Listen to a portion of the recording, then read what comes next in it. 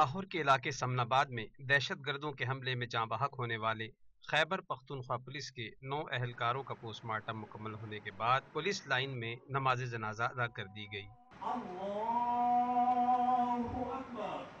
سمن آباد میں دہشت گردی کا واقعہ اس وقت پیش آیا جب 3 موٹر سائیکلوں اور کار پر سوار نامعلوم افراد نے اس مکان میں گھس کر اندھا دھند فائرنگ کی، جس میں خیبر پختونخوا کے محکمہ جیل خانہ جات سے تعلق رکھنے والے زیر تربیت اہلکار مقیم تھے۔ فائرنگ کے دوران کچھ اہلکار چھت پر بھی موجود تھے، جنہوں نے ملحقہ عمارتوں پر چھپ کر اپنی جانیں بچائیں۔ پہلے بلاسٹ ہوا نا تو ہم نے دیکھا کہ کیا ہوا، جب ہم پہلے گلی میں جان کر دیکھا کہ گلی میں کوئی فائر کر رہا تھا، نظر نہیں آ رہا تھا، پھر 1 منٹ بعد ادھر چیخے، وہ کہہ رہا اللہ اکبر، ہمارا ایک بندہ اس کو ادھر سے مارا۔ جب گرنیڈ پھینکا تو میں نے کہا کہ یار یہ کیا ہوا، میرے ایک دوست، ہم 3 دوست تھے اوپر، جو اس سائڈ پہ آئے تو اس کو ادھر گولی لگ گئی۔ واقعے کے بعد لاہور پولیس نے جائے وقوع اور علاقے کو سیل کر دیا اور اہم شواہد حاصل کیے، جبکہ بم ڈسپوزل اسکواڈ نے موقع سے ملنے والے 2 ہینڈ گرینیڈ ناکارہ بنا دیے۔ آئی جی پنجاب کے مطابق دہشت گردی کے اس واقعے کی کڑیاں گجرات اور بابو سابو ناکے سے ملتی ہیں۔ پولیس کے مطابق اس ہاسٹل کی حفاظت کے لیے